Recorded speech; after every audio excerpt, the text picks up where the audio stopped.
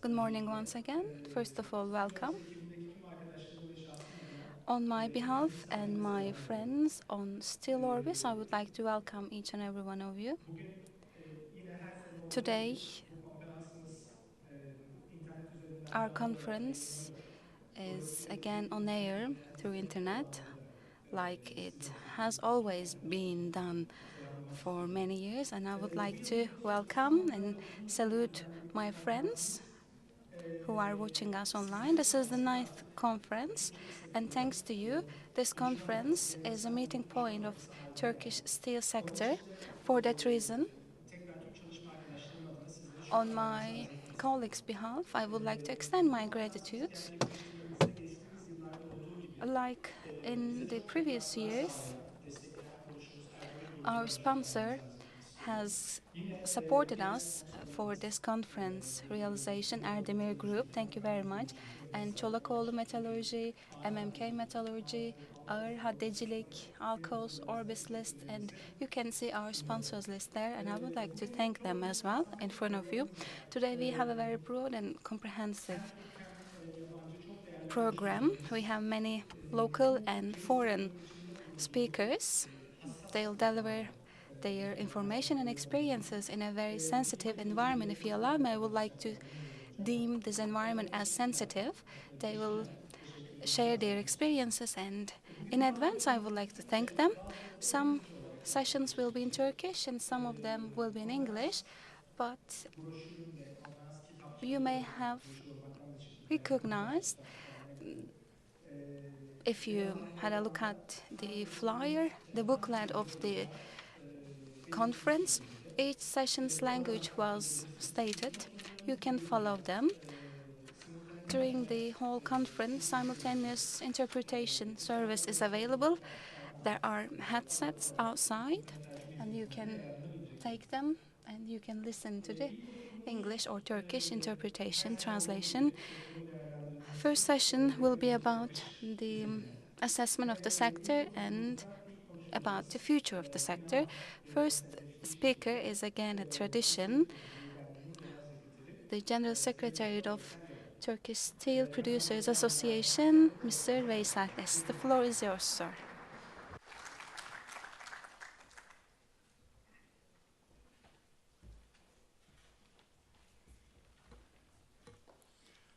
Efendim teşekkür ederim. Thank you very much. Desteği üzere SteelOrbis'in yine bir özet yapacağını ve ondan yararlanarak konuşma imkanı elde edeceğini I thought that there would be an introductory speech done by SteelOrbis, like in previous years, and I thought that I would be prepared after their speeches, but here again I'm prepared, no worries.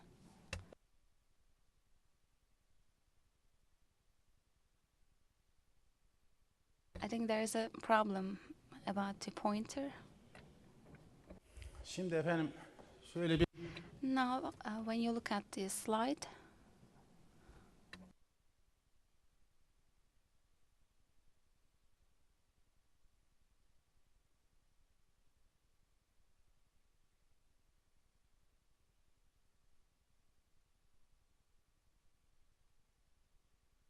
we had the steel spring in the year of 2000, as you can see here on the figures based on 2002, 16.5 tons up to 36 tons. There was a very rapid increase, 10%, 15%. When you look at 2010, 2011, it was 15%, 17%.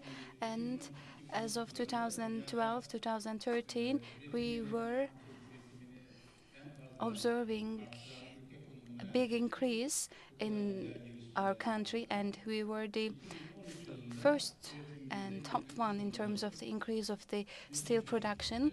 But in 2014, there was a drop by 3%. We hope that it was not a permanent one, but it seems that it will take a little bit time. When you look at the last edition of SteelOrbis magazine, it's like apocalypse. There was a title on the magazine, and inside there's an article of Muhammed Bey, and world steel production wind is in a different direction. Not each steel producers is affected in this way, but this is the conjuncture. And also there is a big decrease on the prices of the ores. It is 34% in the world, and excluding China, it is 42% of arc furnaces, and those furnaces were affected very much. But there's something different than this. We were very afraid of the changes in China. When there's just a very tiny movement in China, it will become a huge movement all around the world. But it has totally become different. China's production has increased, and from time to time they were able to make exportation. And also, we have understood that we shouldn't be afraid of China. This is a new understanding, but up until when? Until 2014. As of July 2014, drop of production in China, and due to changes, China has affected the world. And 3% is the increase in China's production and consumption, 0.9%. So it equals to 3 points, and 26 million tons addition is placed in the worldwide exportation market. So this is the scene that we are embracing. When we come back to 2008, within 3 months, we have observed very good prices, but later on, there is a very big and rapid collapse. Yes, there were some profitable periods, but also there were losses. Some were able to balance the situation. It is like you are boiling the frog in a water in a pan. This is something like that. For the last 2 years, we have been in this situation, and we had a trouble. And I'm not sure what will happen to the frog. So this is our situation.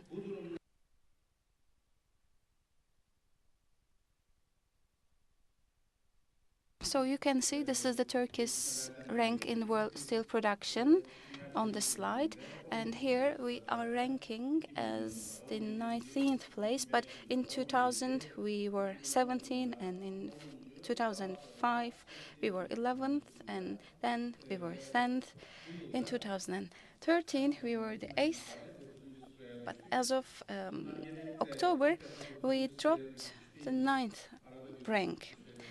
So there were some changes in the past as well. We felt that we were feeling the stability at the rank of 8th, but maybe later on there will be some changes, but actually it is not very optimistic situation, and we'll see all together in the next couple of months. Şimdi efendim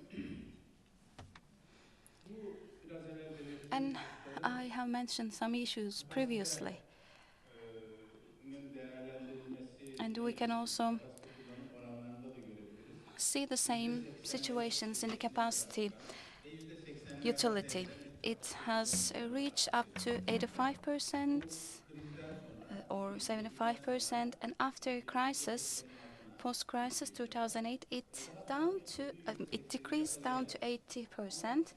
ama The capacity %80'lerin usage üzerinde ratio gitmeden dolayı was bizim about 80%, but %61'deyiz. right now we are Bu at a very %61'de olmamız son low yıllarda level, bir kapasitelerin 67%. oluşmamasına rağmen yani tüketimimiz artıyor, In talebimiz spite of artıyor, the increase in kapasitemiz the dolmuyor ancak kapasite kullanım demand oranımız and production, daha we düşmeye don't have devam the ediyor. capacity. Bunun da Capacity sebebi usage ratio is bizim still belirli decreasing. The araçları reason of that, geliştirmeden the daha increase on the kapasiteli talep consumption aracıyla is karşılamayan met bir by yöntemimiz var. importation Bu rather da than kapasite kullanım in oranlarımızı local etkiliyor. domestic Bunu production. daha az, And daha this decreases our capacity usage ratio, and I believe it is going to drop below than this value.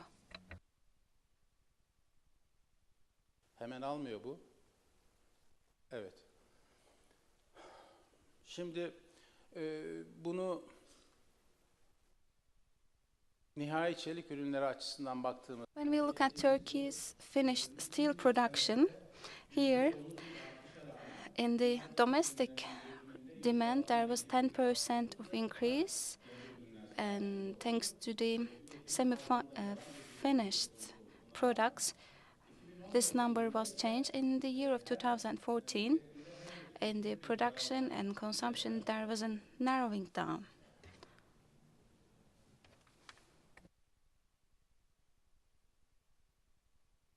When you look at the consumption per capita, consumption tendency, Turkey's performance is supporting steel and iron sector development.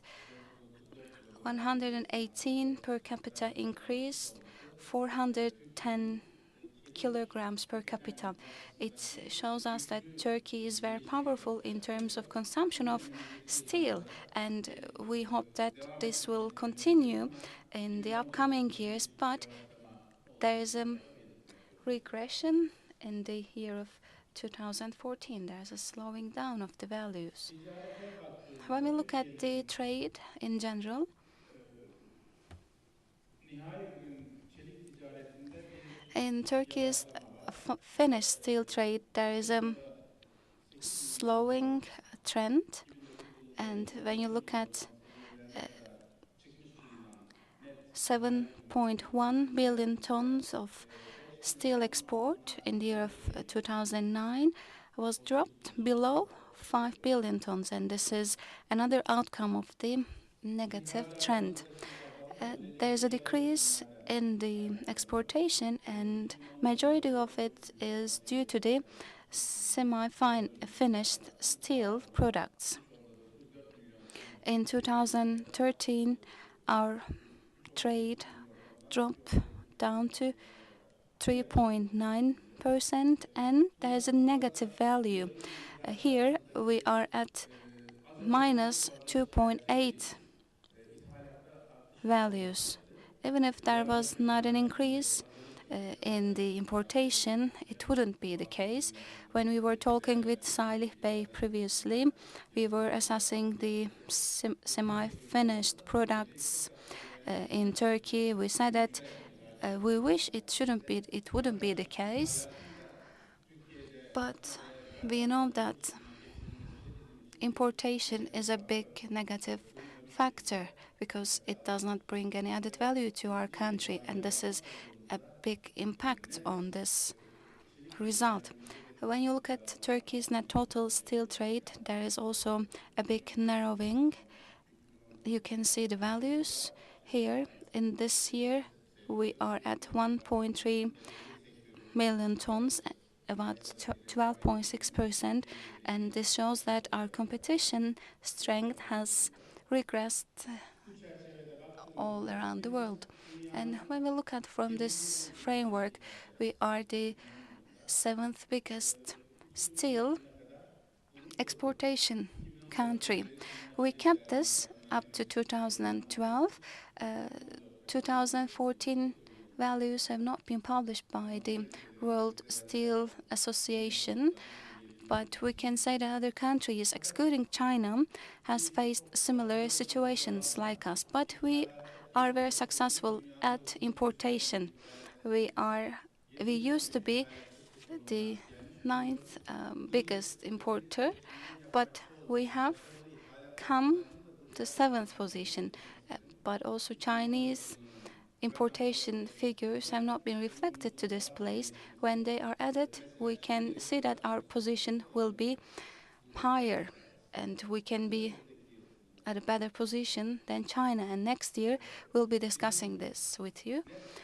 When you look at largest next net steel exporters of the world, we can also see the position. We used to be the fifth, but right now we dropped to eighth position. So this scene is a little bit disturbing for us. Again, if we talk about the crude steel position, we were the seventh largest crude steel consumers in the past.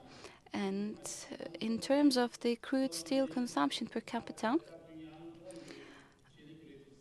this listing was based on top 10 steel producers. It doesn't actually show the consumption per capita, but if you just adapted to per capita, we are among the top 5. We are at a better position compared to United States and China. And you can also see we are also better than Brazil and Ukraine and also some other European countries. We are better than two specific countries from Ukraine. Ukraine, as you all know, is a very powerful country. They produce 2% and they export a lot of their consumption. So we are not dependent on the exportation market. We take our support and strength from the domestic market, and we are the largest seventh importer in the world. When you look at the crude steel consumption per capita in some countries, and this is the consumption increase in Turkey, there's a very vivid environment. There's a very big and rapid increase speed, and when it comes to the ratios, we are the second after Singapore. So let's look at some situations and some issues about China.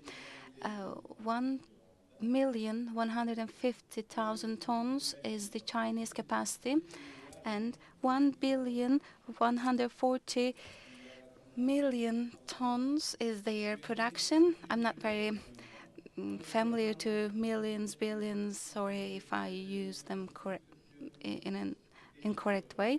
They sometimes change their numbers, so we can say they are over 800 million tons in the production, and consumption is over than 700 million. So there is an excessive production compared to consumption. Chinese friends, they are looking at with their smiley faces, but this is the situation. So this excessive production is, this surplus of production is exported, and your net steel export is more than 70. And there is some ambiguity in terms of the consciousness. We were at a meeting in Ceylan Hotel. One of the biggest producers of China was with me, and I asked him, what is your strategy? You were like a tsunami, and you were very strong in their markets. You have 0.5% of profit even in the first quarter of the year. So you have a big profitability, and you have some support and endorsements coming from the state, and he answered like that. Our steel producers structure is different from yours. We have local administrative states, for instance. We do have a local administration. This is, if steel sector cannot be successful, we cannot be successful at all. The steel exporters or steel producers, they are not only dealing with steel, they work with real estate and land selling, so they will stand still. Sometimes there could be some scenarios like this. Chinese steel sector is going into some markets, and they just hit the ones who were collapsing already, and they were decreasing the capacities, and they are trying to be dominant. But this is the outsider perception, because I think that without a strategy they cannot be successful like this. But when you look at the details, this is a reflexive aggression on the markets. They don't have a very basic strategy. When they encounter with problems, they direct themselves into other markets. In the United States, there is 170, 190% of dumping tax. When I say this, we can understand the reaction to this problem more clearly. So this is the situation that we face with in China. Chinese producers, Chinese manufacturers, they should know that they cannot destroy other markets. And I believe within time they will understand this, and they will take some precautions.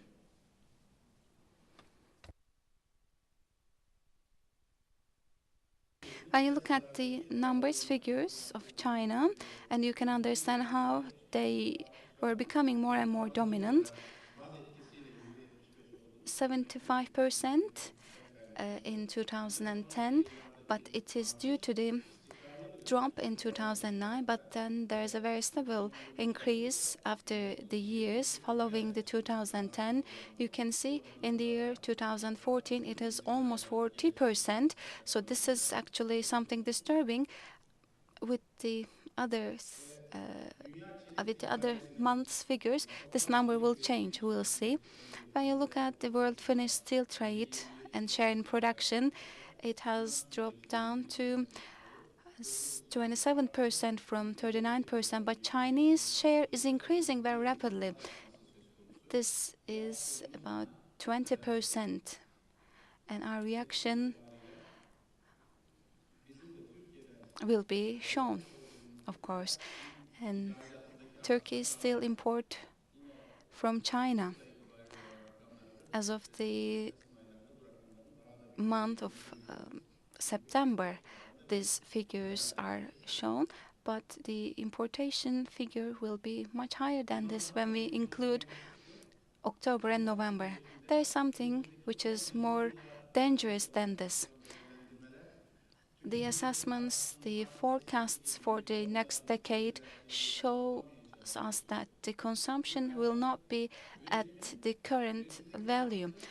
But on the contrary, there is going to be some problems because there are some uncontrolled and independent decision-making bodies, and those units, those bodies will not put a limitation in their production because there are some bodies, some institutions who take benefit out of this production.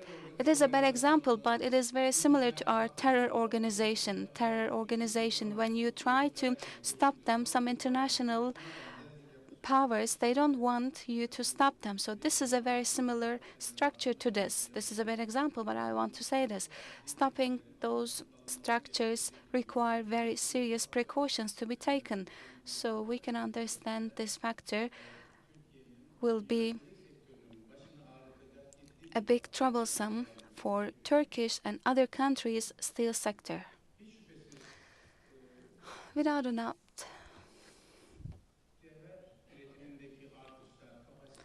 iron ore and capacity production increase is also very effective. You can see there's a parallel increase on iron ore and production, and China has 65% of their share in the iron ore increase. And this imported ore situation in China is also concerning the Chinese ore producers. In the past, they were producing 400,000 ore production, but there is 200,000 tons of production, and from 50% down to 30% local ore consumption is the case. When we look at the prices, there is a decrease on the ore, but this decrease is faster than the price decrease in scraps. Iron ore price and scrap price, the ratios between them from 2010 till 2012 was 2.9, 2.8. After that, in 2012, it increased up to 3.8%. And as of 2014, it was 4.5. But this is not a sustainable scene. Because of that unsustainability, we are facing with very serious declines in scrap prices. But it should be lower than 3, not 4. So we can say this problematic situation will continue at certain levels, and this problem should not be aggravated by Chinese producers. Chinese producers should be very careful about this. Otherwise, protective measures and policies will be the agenda in worldwide sectors. I don't want to dwell on the details because in the afternoon session we will be talking about this, but in the world, steel producers are taking very serious precautions in order to protect their own sectors, and I believe this is something very indispensable. Turkey hasn't applied at any measures up to now, and Turkey is very much in favor of not taking precautions, but we can see this is not something which is sustainable, to be honest. Again, these are the indexes of the prices. You can see them on the slide. So, all in all, in conclusion, if I need to sum it up, Turkey's steel sector within the last 2 years has losing its blood, and in Turkey, in the world's steel sector, there is the iron ore negativity, and it is very effective on other sectors, and new structures on the production will be our topic, but it will take a little bit time. This is our decision, this is our thought actually. But in spite of these negative situations, Turkey will be directing to more added value products, and it will find a gateway to save itself, and we will be facing with a more positive scene afterwards. Thank you very much. Çok teşekkürler Veysel Bey. Thank you very much. Bu arada öğleden sonraki oturumlarımızın şimdiden reklamını yaptığınız için de Thank you very much. And in advance, you have talked about afternoon sessions. You mentioned China very much in your presentation. And in afternoon sessions, Chinese producers' experiences and thoughts will be available.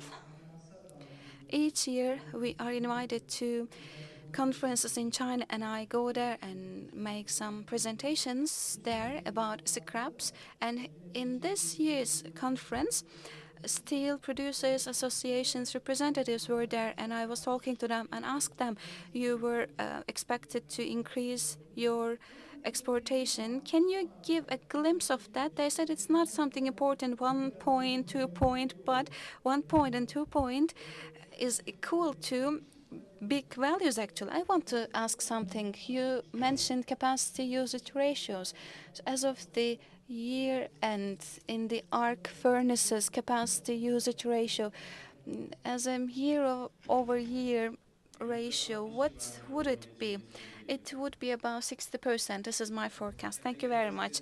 When you look at integrated facilities, due to their technology, they work 100%, but arc furnaces flexibility is not very well.